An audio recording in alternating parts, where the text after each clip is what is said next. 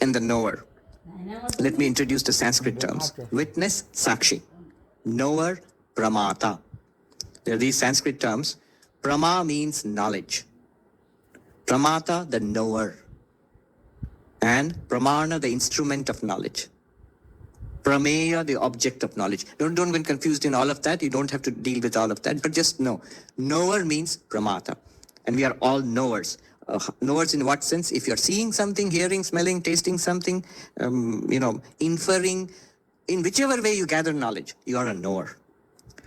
And we are all knowers. Now, what is the distinction between this and the witness consciousness? The witness consciousness, Sakshi. Use what I just said earlier about the witness consciousness and the reflected consciousness. It is the witness consciousness alone which shines upon the mind as the reflected consciousness. And the mind is lit up by this reflected awareness. And then the mind thinks and also deploys instruments of knowledge. What are the instruments of knowledge? The five senses used for seeing, hearing, smelling, tasting, touching. Also, other instruments of knowledge.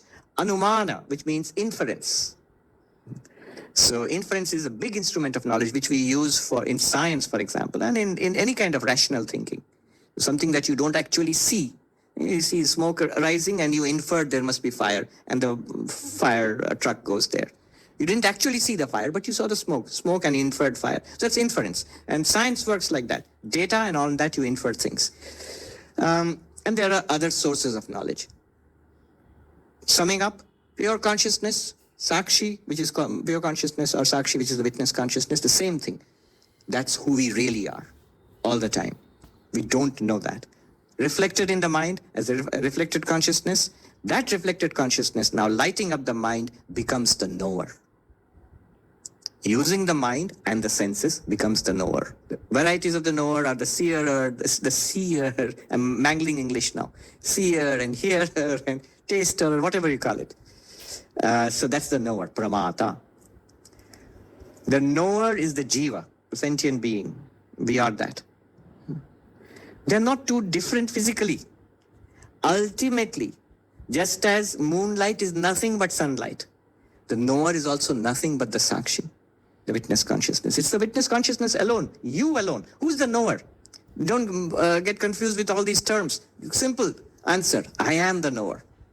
Who's the ultimate reality? Witness consciousness. I am the ultimate reality, witness consciousness. But how then what's the distinction? The distinction is I, the ultimate reality, witness consciousness, Atman, Brahman, Sakshi, whatever, so many names, pure awareness.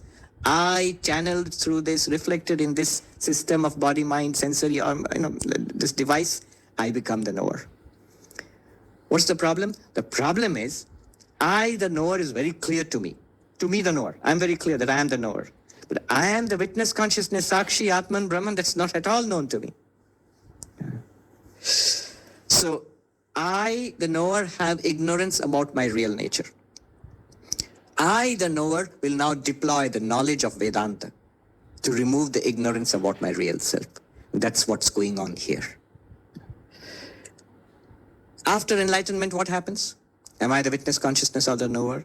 You are the witness consciousness, always where you just now know that you are the witness consciousness, and that makes an enormous difference. Do you still continue to be the knower? Yes, you can deploy the knower for the purpose it is, for seeing, hearing, smelling, tasting. Everything goes on as it was earlier. You just know that you are the limitless awareness, now shining through this one body mind and seeing this thing, hearing this thing, thinking that, understanding that, remembering this, forgetting that. All the activities of the knower still go on. The pramata still goes on. The whole distinction. The witness consciousness does not come or go. The knower arises and disappears. When you fall asleep, the knower goes away every night. But the witness consciousness is always constant. The witness consciousness is not limited by the body-mind. The knower is limited by the body-mind. The witness consciousness is one. There's only one witness consciousness. There's only one Atman or Brahman, one unlimited awareness. The knower is many. We are all separate knowers, and we are distinct knowers because we are equipped with distinct bodies and minds. Gita Krishna says, Avivaktam cha bhuteshu vivaktam iva cha sthitam. Undivided in all beings. There's one being here which is undivided in all beings, and you are really that. But it appears as if divided in so many beings and then interacting with each other. This is literally God playing with God here. So that's the distinction between Sakshi and Pramata.